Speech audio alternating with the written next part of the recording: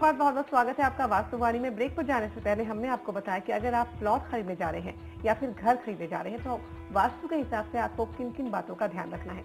अब हम आपको बताएंगे कि अगर आप दुकान या अपना ऑफिस बनाना चाहते हैं तो वास्तु के हिसाब से आप कौन कौन सी चीजों का ध्यान रख सकते हैं।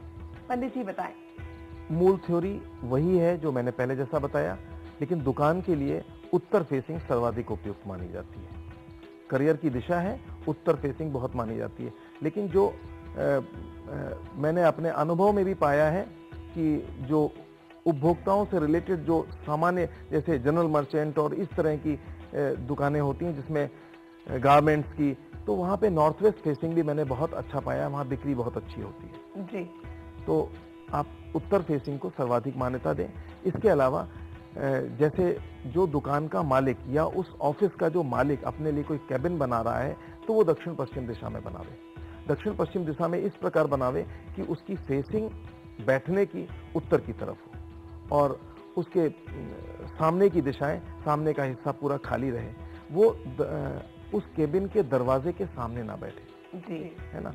और उसकी पीठ के पीछे पूरा फुल वॉल सपोर्ट होना चाहिए, वहाँ कोई विंडो या कोई खुलापन नहीं होना चाहिए।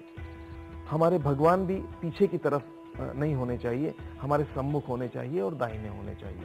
तो जब हम नॉर्थ की तरफ फेसिंग करेंगे तो भगवान ईस्ट की तरफ अपने आप ईस्ट कॉर्नर पे उस जो ऑफिस होगा उसका मंदिर आ जाएगा। तो ये तो बात हुई समाधान की कि आप इन सब चीजों का ध्यान रख सकते हैं अगर आप दुकान खरीदने जा रहे हैं। अब जान लेते हैं पंडित जी से आज का tip of the day. Tip of the day आज का जो मैं लूंगा वो यही कि इतने सारे आपने जो वास्तु दोष दूर करने के उपाय पूछे। आपने एक सवाल पूछा था कि अचानक नुकसान होने लगे या कहीं नुकसान हो रहा हो तो क्या करें। एक बहुत सरल सा उपाय मैं बताता हूं कि पूरे अपने जो घर या दुकान को आप 4 पानी वाले नारियल ले करके और उसको पूरे घर से उतार के जी 6 बार सीधे 1 बार उल्टे उसको पूरे घर से उतार करके उस नारियल को संध्या काल में सूर्यास्त से ठीक पहले आप शनिवार के दिन ये कार्य करें और अगर नदी में विसर्जित कर दें। उसके बाद अपने इष्ट देव के दर्शन करके वहां प्रसाद चढ़ाएं और उनसे मन से प्रार्थना करें। बहुत सरल सा उपाय है।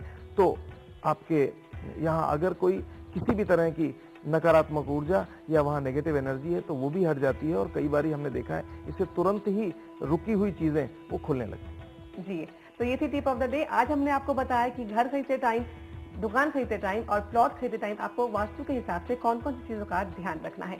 अगर आप भी अपने घर से जुड़े हुए किसी भी समस्या का समाधान जानना चाहते हैं तो आप हमें अपना लेआउट ईमेल कर सकते हैं। हमारी ईमेल आईडी है vastu@jansandesh.tv।